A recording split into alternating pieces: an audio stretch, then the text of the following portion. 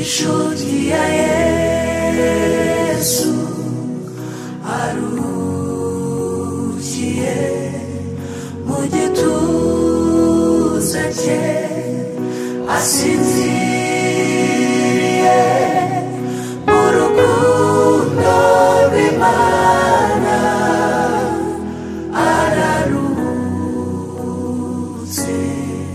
ararutse umukunzi w'umwami Yesu impumuro nziza ya Kristo yamenyesheje abantu ibyo gukiranuka asoje umurimo we araruhutse amaso yacu yaramubonye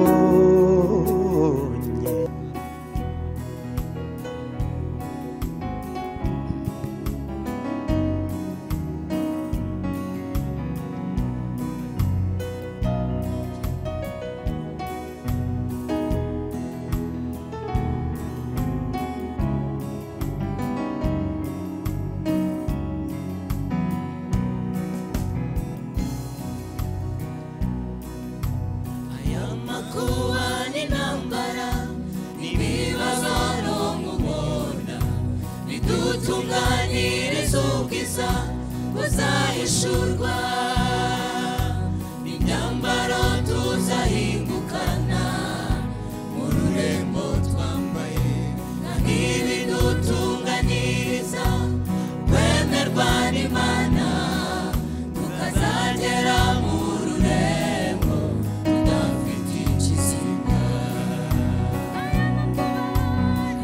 makuba n'intambara n'ibibabaro mubona bidutunganiriza ubwiza buzahishurwa imyambaro tuzahingukana mu rurembo twambaye kandi bidutunganiriza kwemerwa n'Imana tukazagera mu rurembo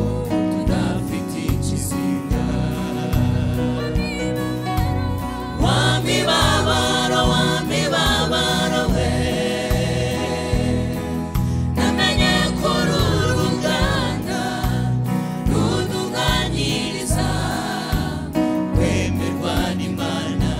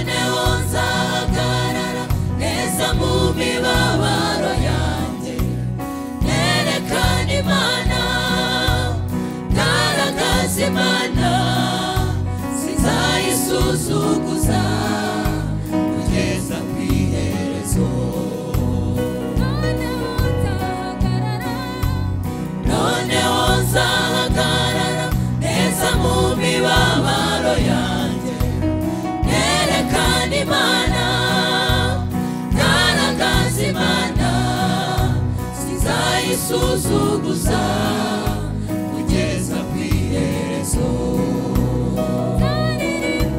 Nzaririmbira Imana yanjye mvuye mu mibabaro, nzacurangira Imana yanjye igitondo gitangaje, aho badapfa ntibabagoze amarira, nibwo butura Imana yaneguriye.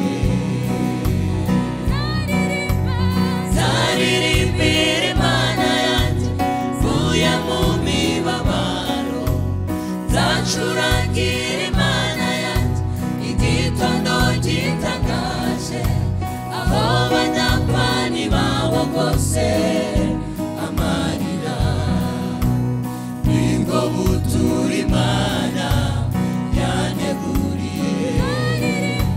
Nzaririmbira Imana yanjye mvuye mu mibabaro, nzacurangira Imana yanjye igitondo gitangaje, aho badapfa ntibabogose amarira, nibwo butura Imana yaneguriye. Inyuma yo kwihangana, kwihangana, nzahanagurwa amarira, nzahabwa ibyo nateguriwe n'abaruze.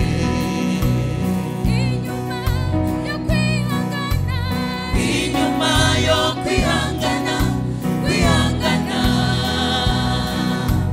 nzahanagurwa amarira,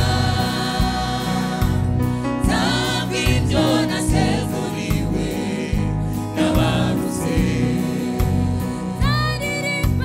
Nzaririmbira Imana yanjye mvuye mu mibabaro, nzacurangira Imana yanjye igitondo gitangaje, aho badapfa ntibabogose amarira, nibwo butura Imana yaneguriye.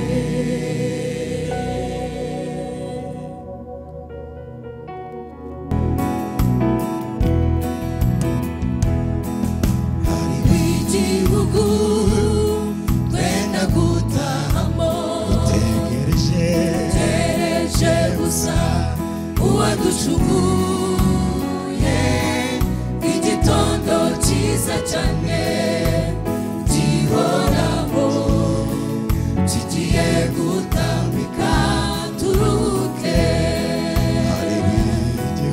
Hariho igihugu twenda gutahamo, tegereje gusa uwaducunguye, igitondo cyiza cyane gihoraho,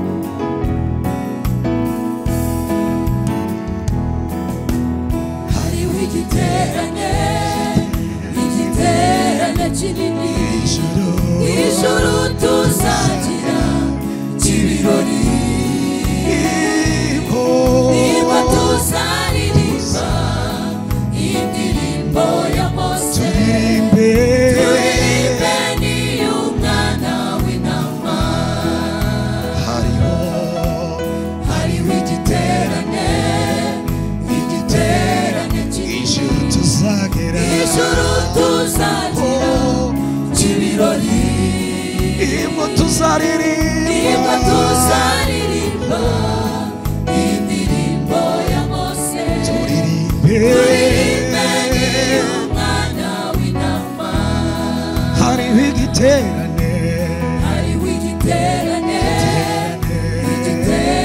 kinini bishyura hera tuzagira kiribari nibwo tuzaririmba indirimbo ya Mose turirimbe umwana w'intama kumbuye kuzabana cya giterane kinini abera bazagira ijuru hatari mutabana hatari mutuba hatari mucumbakira bose basa kumbuye kuzabana cya giterane kinini abera bazagira ijuru hatarimo hatari mutabana hatarimo hatari mutuba hatari mucumbakira bose basa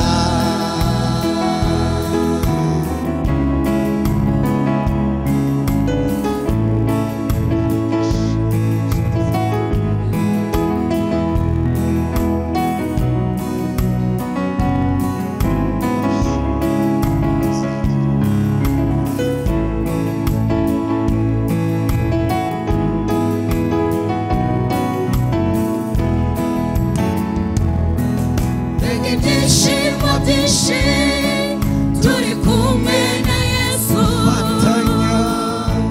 dufatanya n'abera guhimbaza Imana tuzabana n'uwera ubudatandukana umunezero w'iteka mbega ibyishimo byinshi ibyishimo byinshi turi kumwe na Yesu dufatanya n'abera guhimbaza Imana tuzabana n'uwera ubudatandukana umunezero w'iteka umunezero turi w'iteka kumwe n'Imana yacu turi kumwe na Yesu twuzuye umwuka wera turi kumwe n'abamarayika duhanagurwa amarira twarize umunezero w'iteka n'iteka dukomere Imana amashyi nta kibazo ntacyo bitwaye turirimbiye neza cyane korali Gosheni ndetse na korali Betfage ngo bamuze Dismas kandi itorero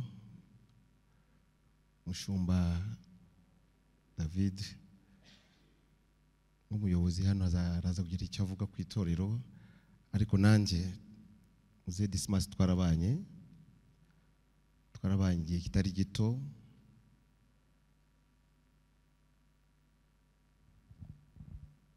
yari umukristo uvuga amagambo make ariko ukunda Imana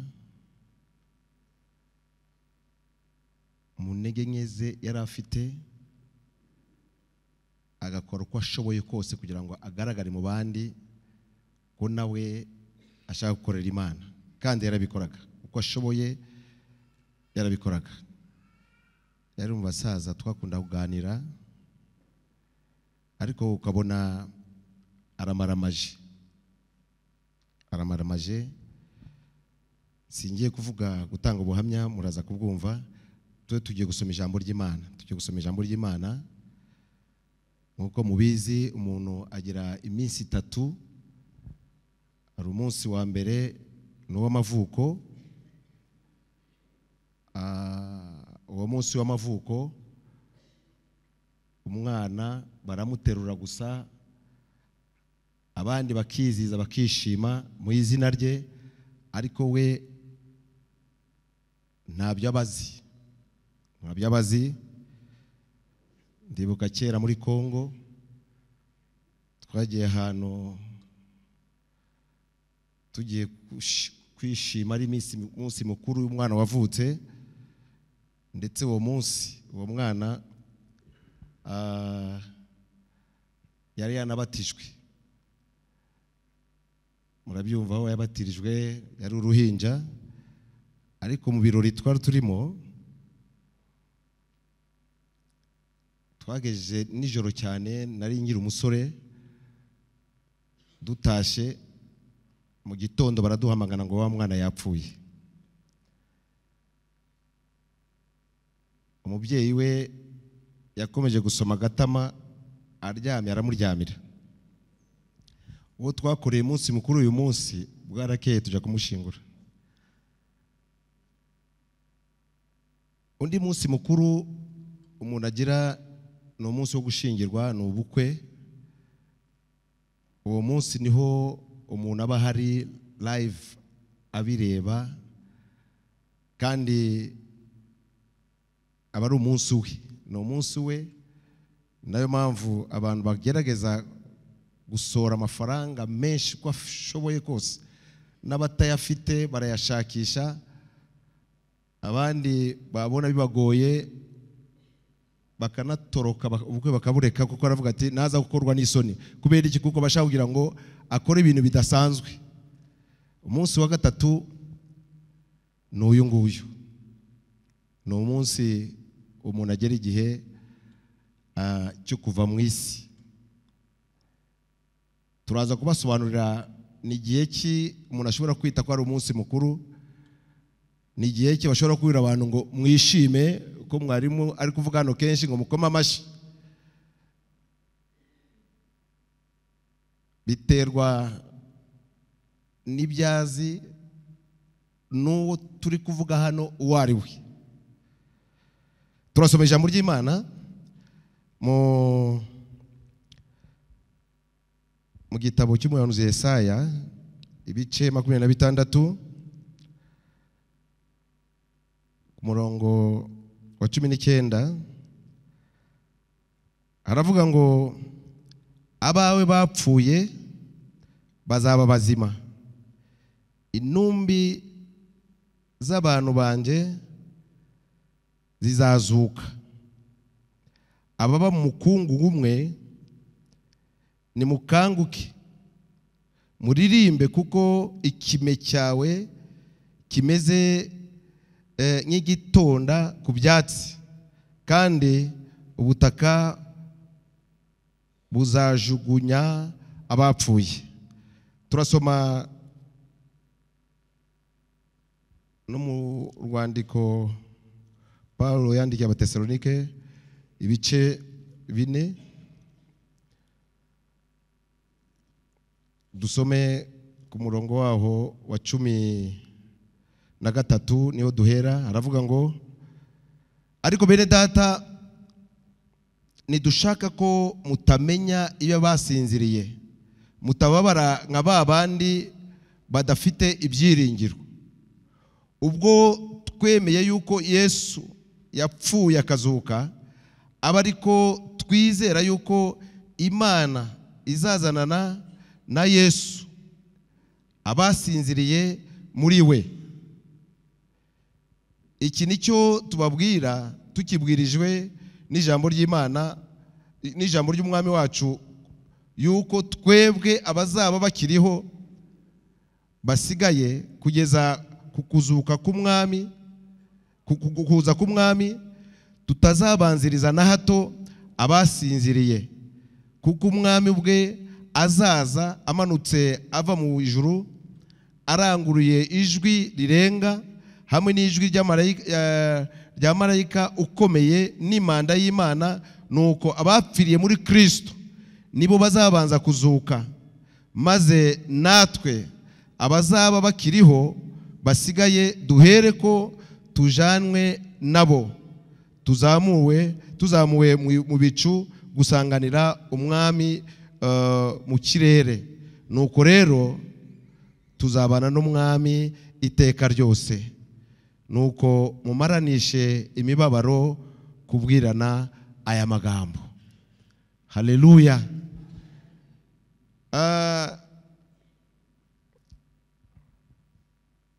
Ubundi rupfu rw'abakiranutsi rufite amazina atandukanye. Bavuga gusinzira, umukiranutsi arasinzira, umukiranutsi araruhuka,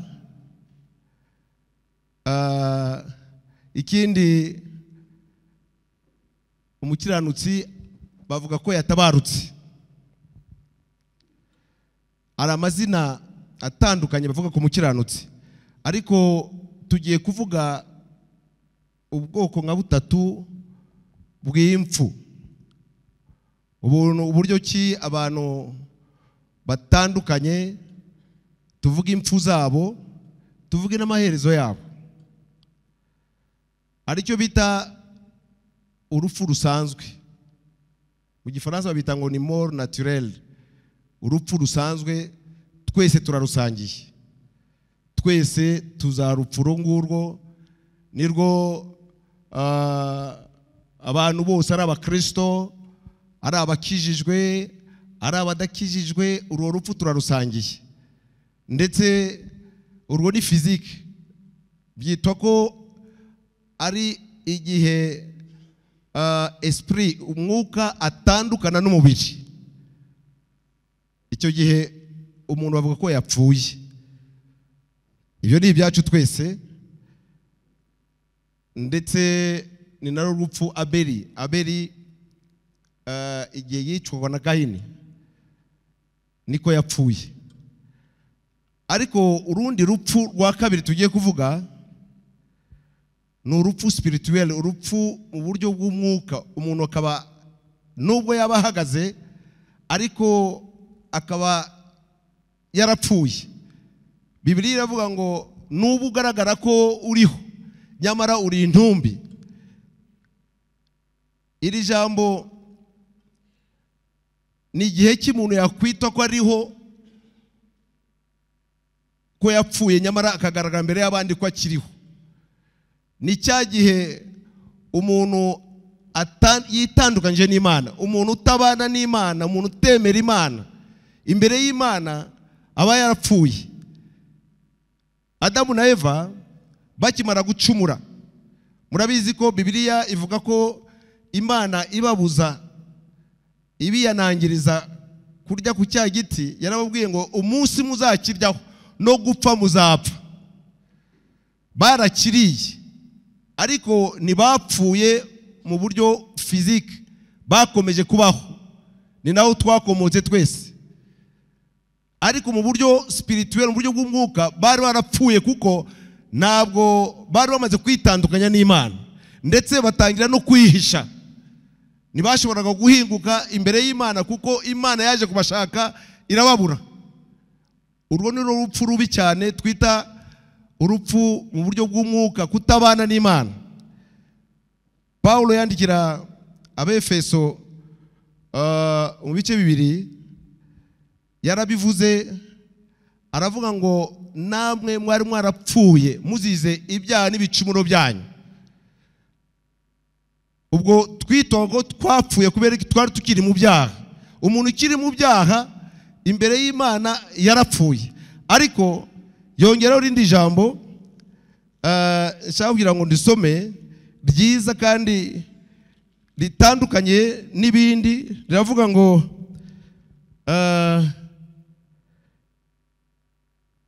namwe, aratangira avuga ngo namwe yarabazuye mwebwe abari bapfuye muzize ibicumuro n'ibyaha byanyu, ibyo mwagenderagamo kera mukurikiza imigenzo y'iyi si, mugakurikiza umwami utegeka ikirere, ari we mwuka ukorera mu batumvira.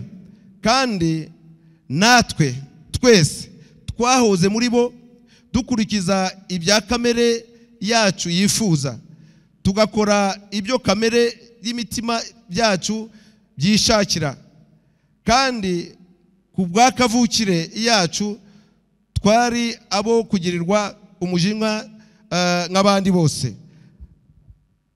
ariko Imana kuko ari umutunzi w'imbabazi yaduhinduranye bazima na Kristo kubw'urukundo rwinshi yadukunze. Haleluya! Mwumve aho bitandukaniye. Natwe twari nkabo, natwe mu buryo bw'umwuka twari twarapfuye, ariko mbamenyeshe ko Paulo abyandika aravuga ngo kubw'imbabazi z'Imana yaduhinduranye kuba bazima na Kristo. Ni ukuvuga ko kugira ngo ukire uru rupfu twavuze ngo ni spirituel mu buryo bw'umwuka, nta kindi ni ukwizera Yesu. Iyo utari muri Yesu, ibyo wakora byose urakomeza ukitwa ko wapfuye.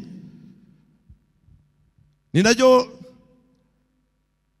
mubona duharanira cyane gushaka Imana, kuba mu nzu y'Imana. Nibyo muzehe Dismas yaharaniraga, yashaka kugira ngo ataza gupfa rwa rupfu mu buryo bw'umwuka, abana n'Imana, aturamo n'umwuka w'Imana.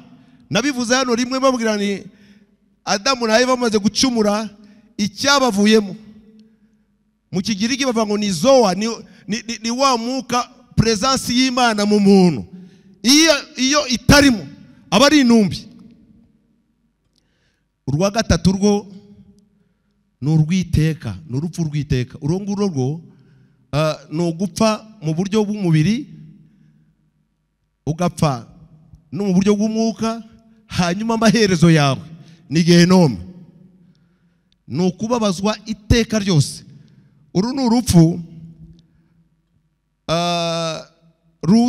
ruzana nuko iyo umuntu yanze kwihana aza gupfa nk'abandi bose, ariko nyuma kuko atihanye ni intumbi yapfuye. Sinzi ukuntu nabivuga, ni intumbi yapfuye. Mwari mubona intumbi yapfuye? Abayeho nk'intumbi ariko akongera agapfa, kandi iteka ryose, ku buryo ari byo tuvuga hano tukaririmba ngo tuzabona abatubanjirije, tuzabona abasinziriye tukabavuga, ariko ni ibyiringiro byacu. Niko Paulo yandikiye Abatesalonika arababwira ngo sinshaka ko mutabimenya by'abasinziriye, mutaza kumera nka babandi, ahubwo arabibutsa. Bigaragara ko Paulo asa nawe yegeze ku kiriyo, abantu bari kurira, bari kuboroga, abareba mu byiringiro, arababwira ati mwe kubabara nka babandi, kuko umwami Imana azaza ari kumwe na marayika ukomeye, kandi ngo impanda izavuga, abasinziriye muri Kristo. Arabipresiza, ntabwo avuze ngo ni abantu basinziriye bapfuye bose, oya, aravuga ngo abasinziriye muri Kristo ngo nibo bazabanza kuzuka. Muzehe Dismas aratubanjirije, nitukomeza kuba muri Kristo natwe tuzongera tubonane, ariko nidupfa mu buryo bw'umwuka, rwa rupfu rwa kabiri, tukitandukanya n'Imana, ntabwo tuzamubona. Ntabwo uzamubona ngo nuko uri umwana we, uba umwana we ariko ube muri Kristo. Ntabwo uzamubona ngo kuko muvindimwe, oya, ube umuvandimwe we ariko ugume muri Kristo. Icyo gihe Dismas tuzamubona. Paulo arangiza hasi aravuga ngo muhumurizanye, mukomezanye, mubwiranya aya magambo. Natwe uyu munsi turongera turababwiye ngo mukomere, kandi tubahumuriza tuvuga tuti Dismas yasinziriye kuko yakoreye Imana.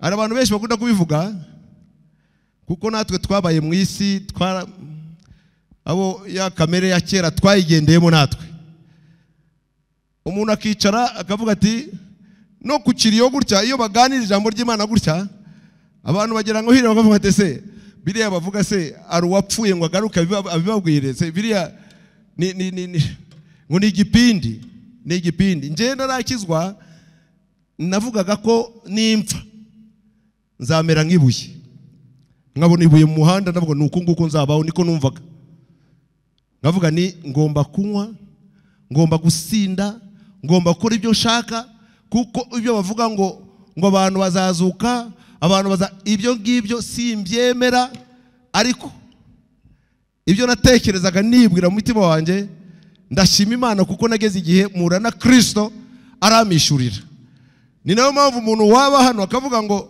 ibyo bavuga se ninde waje ngo abibabwire ninde wazutse ngo azababwire ngo ari umuzuko wahese umuzuko urahari kandi ibituro by'abera bizafunguka abera bazamuke basanganire umukiza mu kirere umwanditsi ubone wavuze neza aravuga ngo ubyawe rimwe uvutse rimwe azapfa kabiri ariko uwavutse kabiri azapfa rimwe kansubiremo uwavutse rimwe akavuka ku babyeyi bamubyaye bikarangira yavutse se na nyina baramubyaye akabaho akarinda ajya mu gitaka ubu yavutse rimwe ubu ngo azapfa kabiri azapfa urupfu rwa mbere apfe n'urwa kabiri ariko uwavutse kabiri abo tuvuga ngo babyawe ubwa kabiri abo bazapfa rimwe kuko ni urupfu rumwe ruzabatwara nk'uru rusanzwe hanyuma bagategereza umuzuko bakazamuka nayo mpamvu turaza gusenga dusengere n'abavutse rimwe tubayobore tubabwire tuti dore inzira niyi ni ukwizera Yesu Kristo nk'umwami n'umukiza nta kindi gihari kugira ngo uhunge rwa rupfu twavuze rwa gatatu rwo muri Gehinomu noneho wemere ubeho uzapfe urupfu naturel rusanzwe twese tugira ariko ufite Imana mu mutima wawe ufite Imana mu mutima wawe wizera Yesu mu mutima wawe kuko iyo dusomye ibyashuriye Yohana ibice 14 ku murongo wa 13 aravuga ngo nuko numva ijwi riravuga ngo wandika uti uhereye none ahirwa abapfa bapfira mu mwami umwuka nawe arahamya ngo baruhuke imirimo n'imihati yabo kuko imirimo yabo ijyanye nabo ibakurikiye ahirwa abapfa bapfira mu mwami na wundi mwami ni Yesu ngo ahirwa abapfa bapfira mu mwami umwuka nawe akabihamya ngo baruhuke imirimo n'imihati yabo kuko imirimo yabo ijyanye nabo ibakurikiye ntabwo dutinda tugiye gusenga Imana nibutse ijambo rimwe umuhanuzi Elisa yari yarapfuye baranamushinguye bamujugunya ahantu yari ari noneho intambara yateye abahungaga bahunga bafite umuntu wabo nawe wapfuye bajya guhamba bamujugunye ku magufa ya Elisa amagufa y'umukiranutsi wa muntu wari upfuye arazuka aza bakurikira ndashaka kuvuga iki birashoboka ko nawe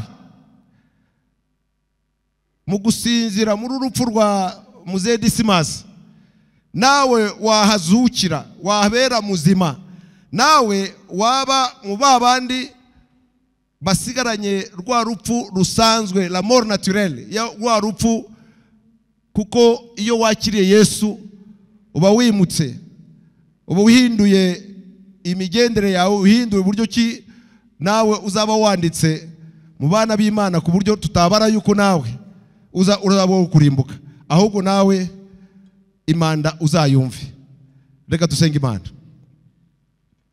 dusenga Imana ntidutwara umwanya munini. Niba ari uhari ushaka kugira ngo tumusengere Imana,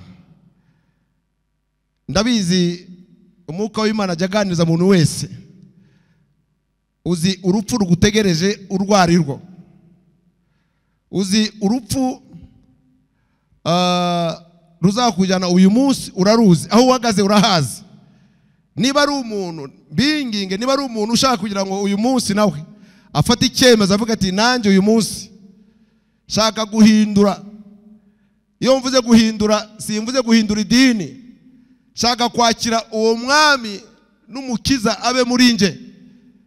Kuko Yesu yabwiye Marita, aramubwira ngo sinakubwiye ngo niwizera uraza kubona ubwiza bw'Imana.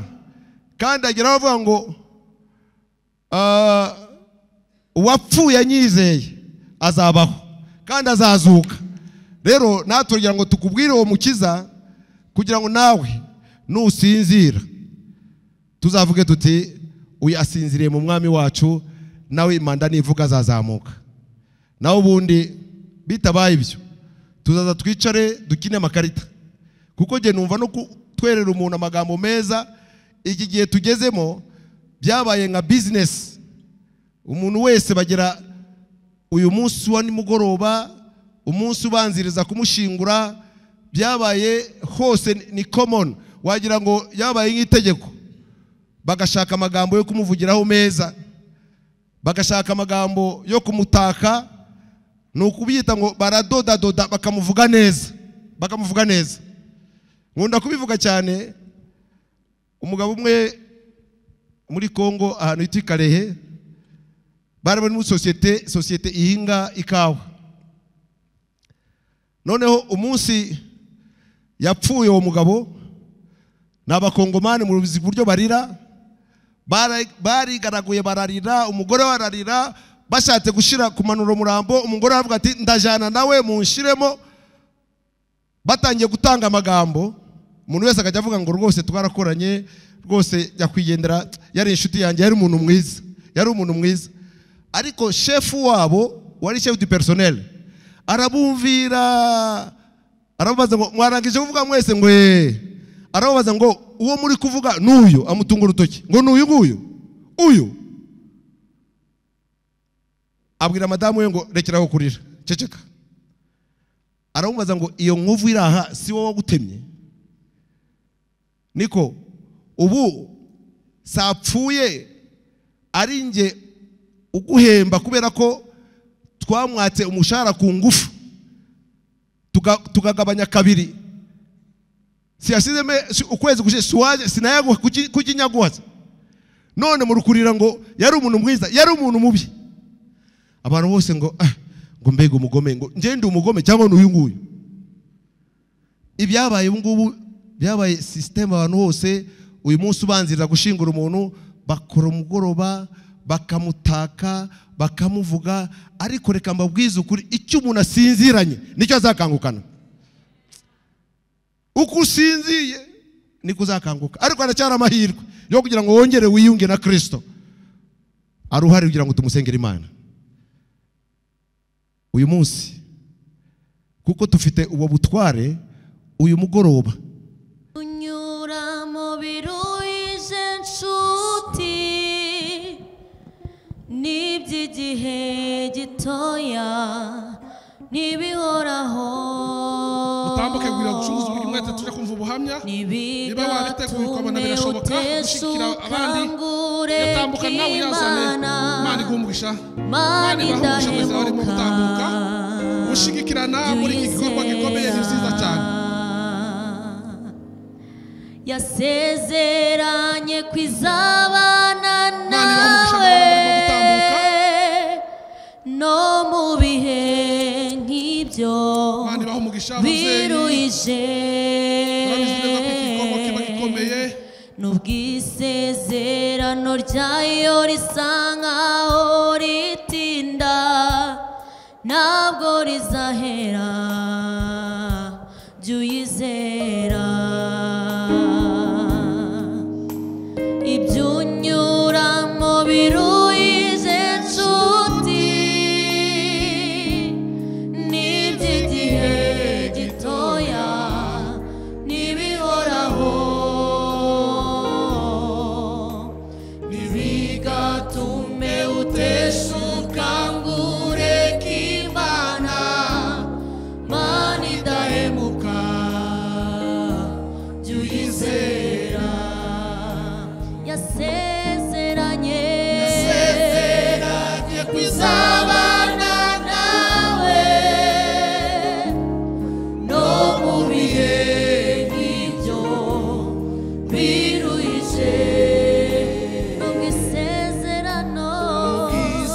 isezerano ryayo risa nkaho ritinda ntabwo rizahera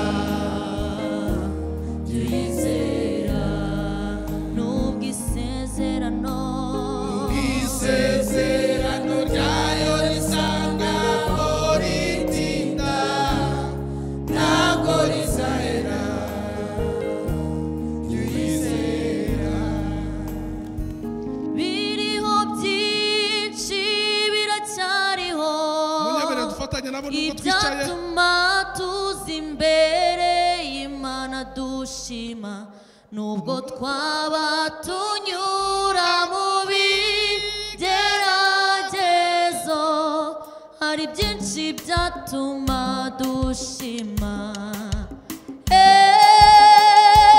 nimuze nshuti dufatanye tubyumve kimwe birakwiye ibibazo byose twibaza mu mitima Imana ibifitiye ibisubizo biriho byinshi biracyariho ibyatuma tuza imbere y'Imana dushima nubwo twaba tunyura mu bigeragezo hari byinshi byatuma dushima nimuze nshuti dufatanye tubyumve kimwe birakwiye ibibazo byose twibaza mu mitima Imana ibifitiye ibisubizo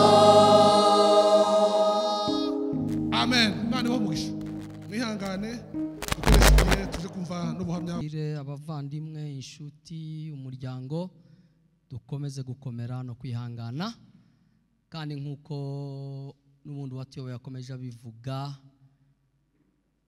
muzehe yakoreye Imana yasinziriye igihe nikigera azakanguka dukomeze rero dukomere kandi twihangane hanyuma amateka ya muzehe mu buryo bw'itorero nkuko abivuze turabivuga mu ncamake biba ari byinshi byiza kandi yabisobanuye neza yagiye avuga yuko yagiye abana n'abapasitoro benshi kandi buri wese hari icyo amuziho niyo mpamvu buri wese uzajya uhaguruka azajya agira icyo avuga kuri muzehe n'uwatwigishije yavuze nawe bike nanjye ndavuga bike ariko reka mpere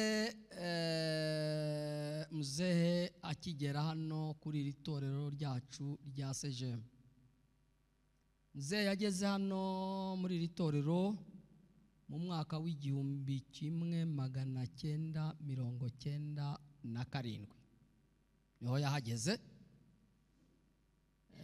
nk'uko twese tutagiye tuvukira mu gihugu ariko nyuma y'uko twese dutahutse buri bose bagiye bagira aho bashyikira ku itorero ubwo rero nawe yaraje aza hano muri uwo mwaka aza ari umukristo mwiza ariko mpereye na mbere aho yari umukristo mwiza ariko kuko yari afite undi murimo yakoraga usanzwe atari uwo mu itorero ariko itorero rimushima rikajya rikenera ko yaba umudiyakoni mu itorero ariko akavuga toya ntabwo nzajya gukora umurimo w'Imana nkuvanze n'imirimo isanzwe nzavaho ntakora umurimo w'Imana neza hanyuma rero ageze ino kuko nyine uwo murimo wundi yari asanzwe akora w'amaboko atarakiwufite ngo awukore itorero riramureba amaze kugera ino rireba uko yitwara umusaza mwiza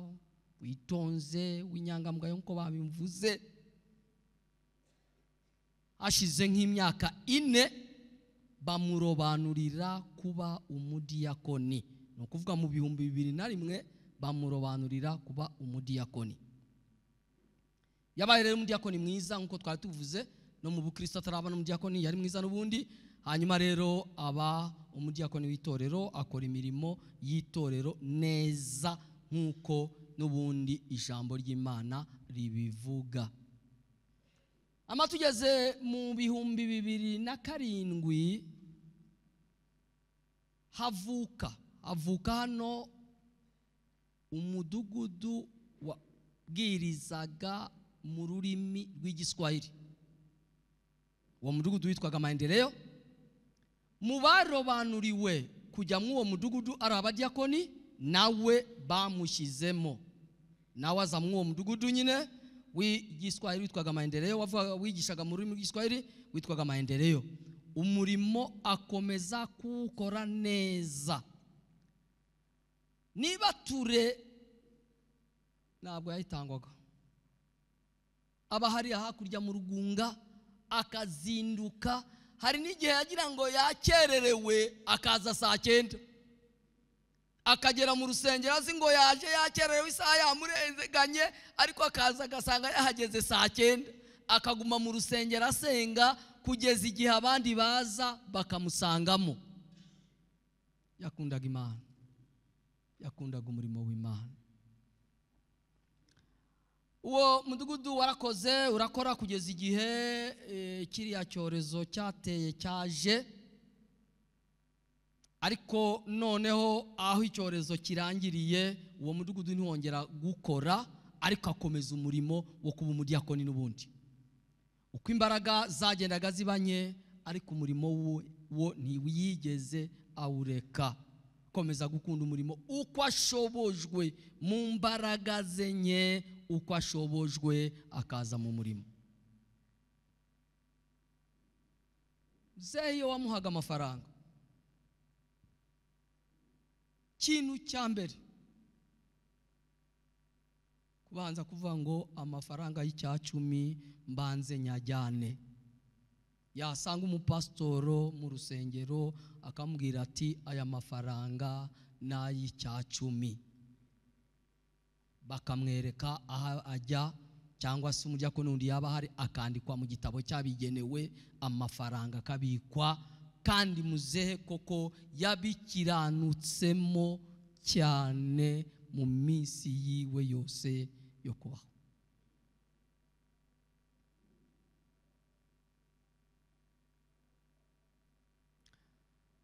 Hari abadiyakoni bari hano, igihe yazaga nyine nabo bari bahari, kandi hari nabo basengewe igihe kimwe. Abo bose barabyibuka, barabizi iyo mirimo yose ko yayikoze. Nka Maraki yari hariya, nawe bazanye muri uwo mudugudu wabwirizaga muri rw'igiswahili, twabanye nawe neza, nta kintu na kimwe dufite cyo kuvuga muzehe yuko atigeze atunganya, kandi yari akwiye kugitunganya mu gihe cye. Bene data, inshuti z'umusaraba, reka ndekera wavuga muzehe byaba byinshi, ariko kugira ngo ducunguze twese tuze kubasha kuvuga ngo uwo muzehe twabanye nawe ahasigaye. Ntabwo njya kuvuga ngo Imana imuruhuko ridashira, kuko kuva gitandukana n'uyu mubiri aho yagiye ni mu gituza, ategereje kuzakangukana n'abandi kuri wa munsi. Ahubwo twebwe dusigaye, Imana idukomeze, kandi dukomeze natwe gutekereza ku iherezo ryacu, nkuko batwigishije kuri uriya munsi tuzongere tumubone, tuzongere tubane nawe aho tutazongera gutandukana. Imana ibamugisha mu izina rya Yesu Kristo. Amen. Muzehe nkuko pasiteri abivuze, muzehe mu mateka y'igikirisitu y'ubukirisitu yakoze yabayeho, yabatijwe 1962. Nicyo gihe yabatirijwe, abatirizwa muri Kongo, ahitwa Macumbi, aho mwumva itorero ryabanje. Mu gihe iryo torero ryabaye mu 1922. Ubwo rero nibo baririmbaga, yarashinzwe kuvuza ingoma, ndabizi narabibonye. Yavuzaga ingoma n'abandi nabo bakaririmba. Nizi rero twaririmbaga, nizo zaririmbwaga. Muri Kongo yabaye umuvugabutumwa ariko umuvugabutumwa muri Kongo umudiyakoni yaramurutaga. Ni kontrere n'ibyino ahangaha. We yari mwarimu w'umudugudu, ariko umudiyakoni niwe wari mukuru kuko yaranabatizaga umudiyakoni. Icyo gihe rero yari mwarimu.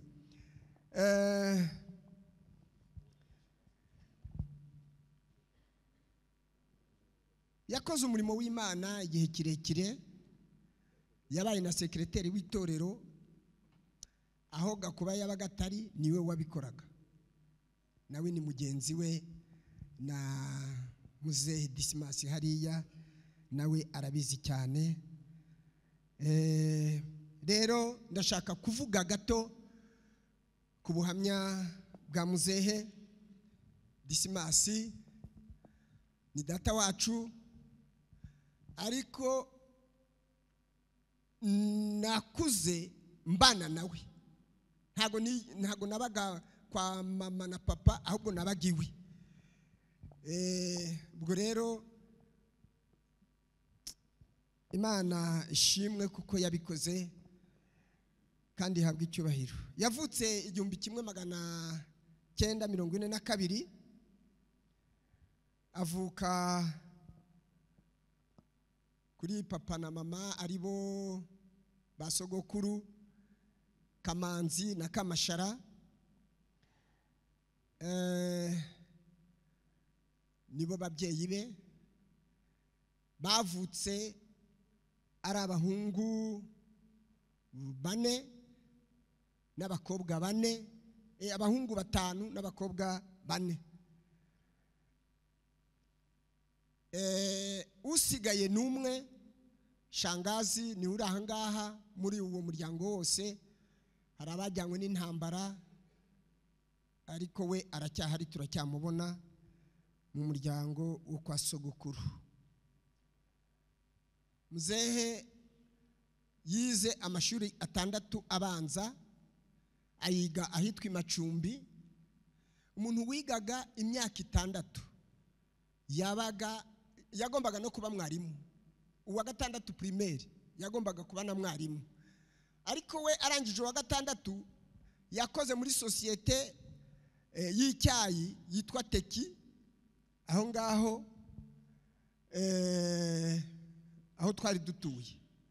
Yarashinzwe rero kuko bamwizeraga cyane, niwe wajyanaga icyayi akijyana Igoma. Yarafite imodoka bamwitaga Gapita Chef. N'ubu ngubu abantu b'Imasisi niryo zina bamuziho. Yari afite ako kazi. Hamwe n'ibyo rero yashakanye na mukecuru hariya Uzamukunda Suzana, babyarana abana 8.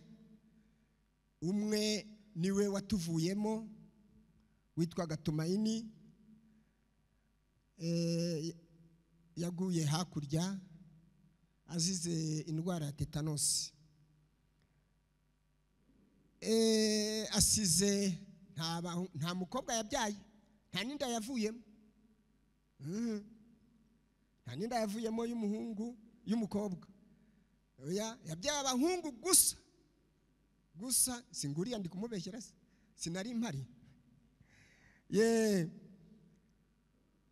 Asize abahungu rero bari 8, umwe atuvamo aragenda, asize abuzukuru 14.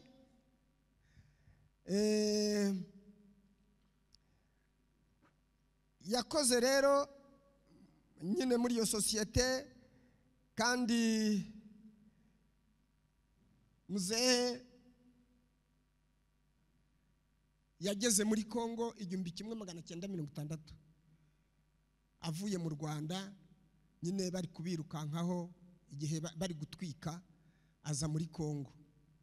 Twarabanye rero, yatahutse 1994, turataha tuzino.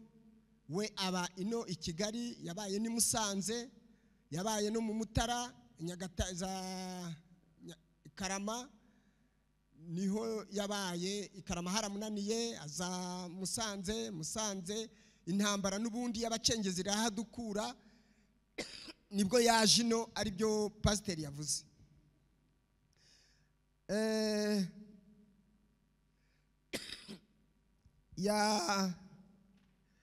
Yakoze umurimo, yakundaga abantu. Muzehe yakundaga abantu, yakundaga umuryango cyane cyane cyane,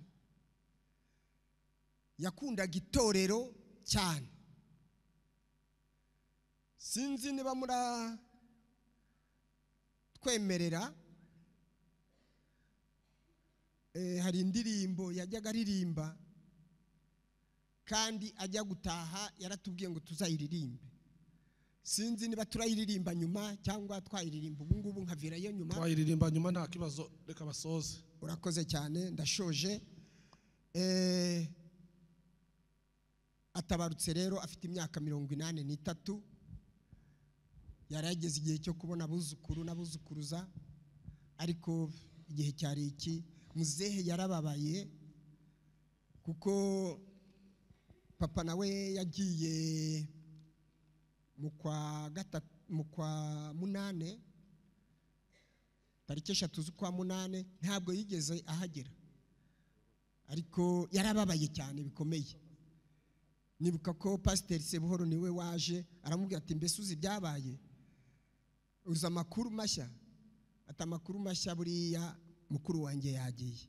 Nuko ariko arishima, aravuga ati nawe naruhuke, ati nanjye nzaza mukurikiye. Turabashimiye rero mwebwe mwese mwaje kudufata mu mugongo no kumva amateka ya muzehe. Imana ibaha umugisha mu izina rya Yesu. Yesu ashimwe. Haleluya. Ndumva tutaheranwa n'agahinda. Uyu ni umunsi mukuru wa muzehe. Nagira umugisha wo kubana nawe cyane mu bihe by'uburwayi bwe. Ndakeka hari byinshi ngewe nzi gusumbya abavandimwe banjye bose, ndetse na bamwe bo mu itorero. Hanyuma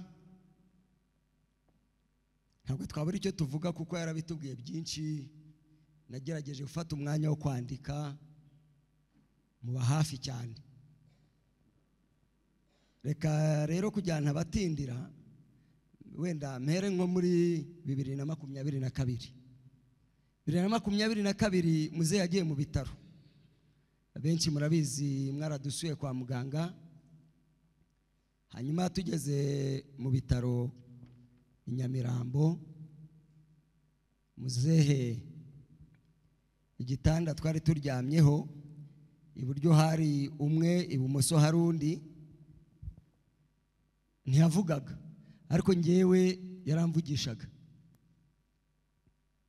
Rero akenshi iyo nashakaga ko mwumva, nararirimbaga. Naririmba akishima, nkakomeza nkaririmba nkumva aravuze. Yamara kumbwira icyo ashaka kuvuga, ubwo nta bindi. Nuko twabanye. Hanyuma aho ngaho marayika aramusanga, aramubwira ngo uyu nguyu arapfa, nuyapfe. Hanyuma we igihe cyo gutaha si iki, ati ahubwo uzabanza ugere mu rusengero rushya, ari rwo runo turimo. Amen. Uyu munsi nge nta mubabaro mfite, nta gahinda. Aho papa agiye ndahazi, ahubwo biransaba gutegura hanjye hejuru, nkwibutsa nawe ngo tegura urugendo rwawe. Yarambwiye rero, arambwira ngo turataha kandi agiye ku rusengero. Niko byagenze, twavuye mu bitaro. Tuvuye mu bitaro tuza ku rusengero. Ndakeka mushumba twarabonanye, namugejeje hano nsubira mu materaniro. Hanyuma aho ngarukiye ndaza, arambwira ati ntabwo ngenda ntabonanye na mushumba. Ndicara abonana na mushumba, ndamufata mushyira mu modoka ndamucyura. Ndakeka kuva icyo gihe kugeza uyu munsi ntabwo yongeye gukandagira hano. Hanyuma muri ayo mateka rero ngiye kwasangizaho uburwayi bwe, munyemerere mvunagure mvuge mu ngingo enye.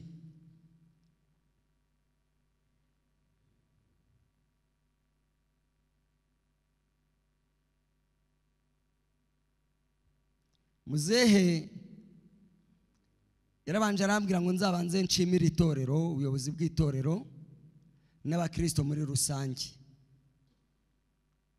Arambwira ngo nzababwire ngo Imana ibahe umugisha, ko mwamubaye hafi, Imana ibahe umugisha. Arambwira ngo nzababwire ku itorero, itorero rizamuririmbire indirimbo ya 261. Nibwo butumwa yambwiye. Arambwira ngo kandi ntakagira umuntu uzarira. Arambwira ngo ntashaka abantu bamuherekeresha amarira. Ndabasaba rero namwe mukomere, biragoye ariko mwihangane, tugerageze nibyansabye.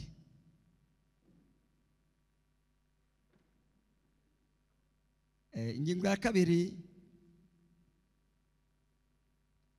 nkuko mukuru wacu yabivuze, muzehe yatubyaye turi 8 dusigaye turi 7. Hanyuma arambwira ngo nzashimire umuryango muri rusange wa Kamanzi. Kabiri arambwira ati dufite n'andi mashami aturi iruhande. Arambwira ngo nzababwire ngo mwarakoze kumubera abana n'abakazana, ngo Yesu abahe umugisha. Ya gatatu,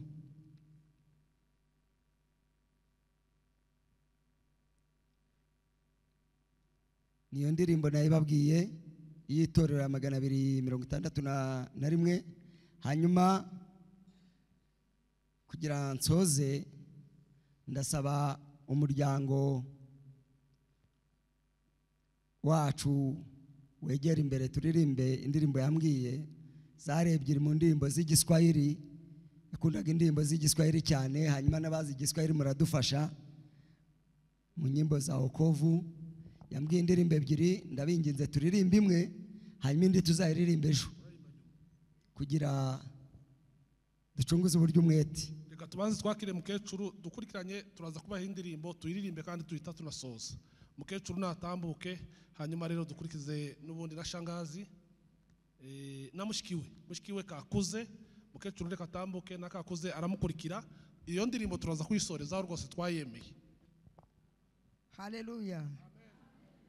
Akakanya shima Imana cyane mu mutima wanjye, ubundi kuko ntabwo navuga menshi kuko amenshi bayavuze, ariko icyo shima Imana gusa, shima Imana mutima wanjye kugurira musaza wagiye. Shima Imana kuko muri icyo gihe nkuko babivuze ni ukuri Imana yanjye sinabona uko nabivuga. Satani yashatse kugira ngo adiganye ngo sarare ku wa gatanu mvuye kwa muganga, ariko nabo Satani ushaka kugira ngo muzana ariko kutanga ubuhamya bw'umugabo wanjye. Ariko shima Imana ko nasenze Imana ifungura ijwi. Cyo mishima Imana. Shima Imana ko nampagaze hano ntacyo navuga cyinshi, ibyishi byose babivuze. Ariko shima Imana ko nashakana na musaza. Nta gitutsi cyenzi, nta nkoni yenzi, n'abana be uhereye ku mwana w'imfuruka kugeza kuri bucura, nta mwana we uzi inkoni. Cyo mishima Imana cyane. Kuro ndavuze ngo Imana ishimwe. Cyo shaka kubabwira bene data, nta kinavuga. Imana ibampera umugisha. Ngiye gushima Imana cyane tena kubana bavuze ati nta umukobwa bya, ariko narababyaye. Hari abakazana banjye, hari n'abandi nabyaye bo mu mwuka. Mama Queen hariya nawe nahaguruki. Nuko ihaguruka pe. Mama Janvier nawe nahaguruki. Haleluya. Mbo hari n'undi tena Mama Deline nawe nahaguruke. Mama Yangure yahagutse. Nuko shima Imana cyane. Bara n'abakobwa banjye rero na Gerard nawe nahaguruke, nawe niyo nashingiye ngizino kuko iriya muri Kongo nasize abakobwa barindwi ariko ngeze ino uriya none ashingiye tena none ninjye wamushingiye arongora rero bishimiye Imana cyane mwongere mwicarire bona nje gushima Imana kuri ya mwana mini nawe nahaguruki uriya nawe twarabanye cyane shimana cyane Imana imuhere umugisha nje ko gushima Imana yarakoze hari nawe kongera kuvuga shaka kugira ngo uriya mubye nahaguruki kayizi shima mababa shima Imana kuriya nawe uriya yamubereye hariya pare yego niwe wamubatije niwe wamuhagarikiye abatizwa haleluya icara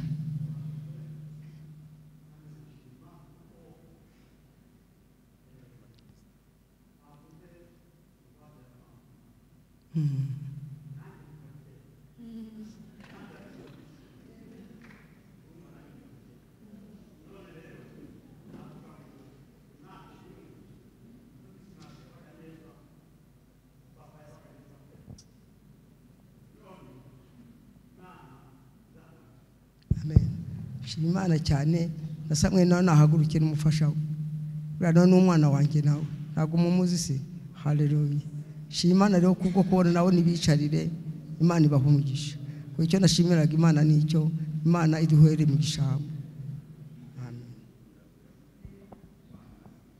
urakoze cyane hanyuma kakuze mushikiwe kakuze niba uri hari imbere ngire ngo haleluya amen anje mpagaze ahashima Imana cyane aba bakozi b'Imana nyine ari bo basaza banjye bambereye ababyeyi cyane bambera ababyeyi Imana irabikora bikora neza Imana ibikoze n'ukuntu yabikoze bazana ababyeyi abafasha babo babazana ari abakirisito bazana umutima mwiza cyane iwacu rwose ntacyo twababuranye bagize umutima w'urukundo bagaragara ko ari abantu b'Imana ibyo ndabishimira Imana cyane ubwo rero icyo nshimira Imana nyine baraje bambera umubyeyi abo baramukazi banjye ntacyo nababuranye ubwo mbishimiye Imana cyane Imana ibyumve yo mu ijuru arakoze cyane mureke twakire n'ubundi umwe mu bakazana be ntabwo ari giye musabe nde ntabwo aragera hano ariko nanjye ndo mukazana we twahagararire rwose ngiye nitwa Irabaruta Esperance muzehe watabarutse ni data bukwe ndi mu bakazana be bakwenda kubamo batoya ariko mufiteho ibintu byinshi cyane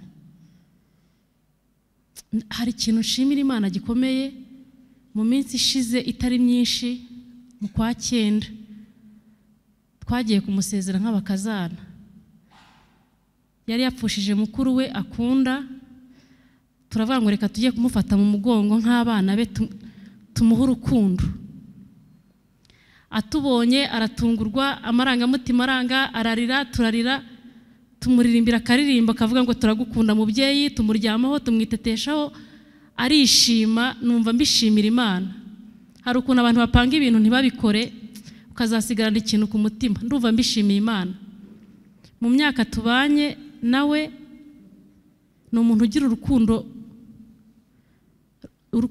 rukomeye urukundo muzehe yagiraga urukundo yagiraga urukundo kandi mu magambo make acecetse ariko akagira urukundo rwinshi dukora ubukwe yakundaga umugabo wanjye cyane agakunda kuza kudusura kenshi Imana yanjye se muzehe wundi umuntu yabona ibintu amuvuga ni byinshi Imana yanjye akazi iwacu kenshi na mukecuru ntago basiganaga kenshi cyane twe tubika Kanombe ku kibuga inshuro nyinshi cyane yazaga iwacu twabyara kaza tugeragaho mbere agaterura abana bacu kabona yo muzehe agiye mu ijuru muzehe yakoreye Imana ntekereza ko nta muntu wabanye na muzehe nabi mu buzima mu bintu namuvugaho yari inyangamugayo yari afite urukundo rusendereye hamwe akureba no mu maso ukabona ubwuzu abuze ukuntu mbese namwe mu byumve. Imana imuha iruhuko ridashira. Amen. Ndifuza ko abakazana be bahaguruka basi gato gusa bahaguruke. Aho bari ni bahaguruka. Aho bari bahaguruka niyo batazana ariko bahaguruke. Hari abandi bataje, hari uw'Ikibungo, hari n'uw'Igisenyi. Bazaba baharejo. Ariko twe duhari. Ntago tubabaye muze hagiye mu ijuru. Tuzamusanga. Amen. Imana nibaho umugisha mu izina rya Yesu. Amen. Kamanzi Yamande. Haleluya. Haleluya. Ndabanza amashimire kwa mwaje kwifatanya natwe aka kanya. Yari umubyeyi wa bose, sibyo? Ibyinshi bababwiye numva hari byo ku giti cyanjye ngiye nibuka nshaka ko nababwira. Muzehe niwe wandeze, mukecuru niwe wari papa na mama mu gihe mama yadusize tukiri abana batowe, nyina mumuna wanjye. Yatubereye papa, ntacyo namushinja, yaradukunze pe. Hari akantu nigeze kumubaza, dukunze kubona rimwe na rimwe, mukuru we yazaga kumusura, barararanaga. Ndabeshya mukecuru, ubwo mukuru we yazaga kumusura, barararanaga mu cyumba cy'abashyitsi. Ndamubaza se muzehe ni kwera icyo bikora? Ngo kubera urukundo mukunda, kandi murambabarira Kinyarwanda cyanjye kimwe. Kubera urukundo ngo yamukundaga, yifuza ko bararana bakaganira, ngo niyo mpamvu yaharanira ko iyo yazaga kumusura bararanaga. Mu kwa 12 ubwo naherukaga inaha, yaransengeye ayingiye gusubira aho mba. Aransengeye anje arambwira ngo mwana wanjye ibyo ukora byose ujye ubishyira imbere y'Imana kandi igikurinda. Byinshi bababwiye, kansoze mbabwira ngo aheza ni mu ijuru, tuzahurirayo. Murakoze. Arakoze cyane Yamande. Reka twakire n'ubundi inkuru nziza David. Mwanje kwirirwa. Turabashimiye kuba mwaje kwifatanya natwe muri uyu mugoroba wo kwibuka muzehe. Mpagaze hano hagarariye ababereye se wabo. Bibaye byiza bahaguruka aho bari, abahari bahaguruka.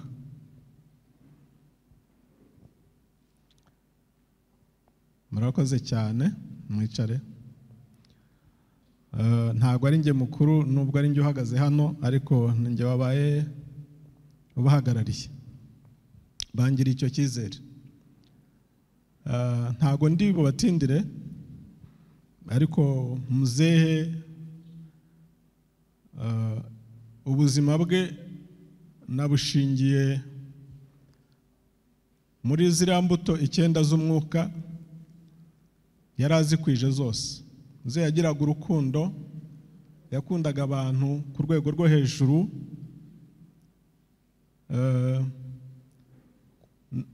Agifite inka, abantu benshi yabahaye mu rwego rwo kugaragariza abantu urukundo abakunda.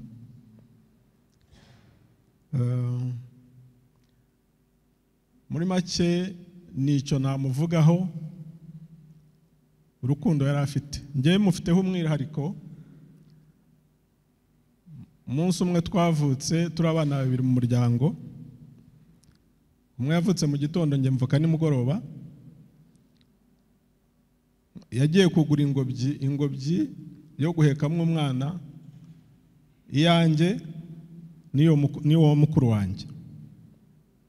Iyo ni souvenir mufiteho. mu buzima bwanjye.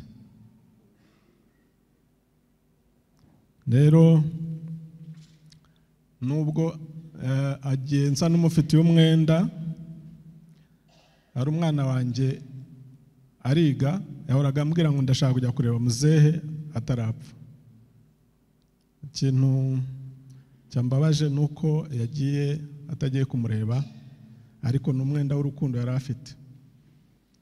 Muri make rero aheza ni mu ijuru, tuzahurirayo. Imana ibaho umugisha. Amen. Famille Kamanzi, indirimbo mwasabye twayibemeye.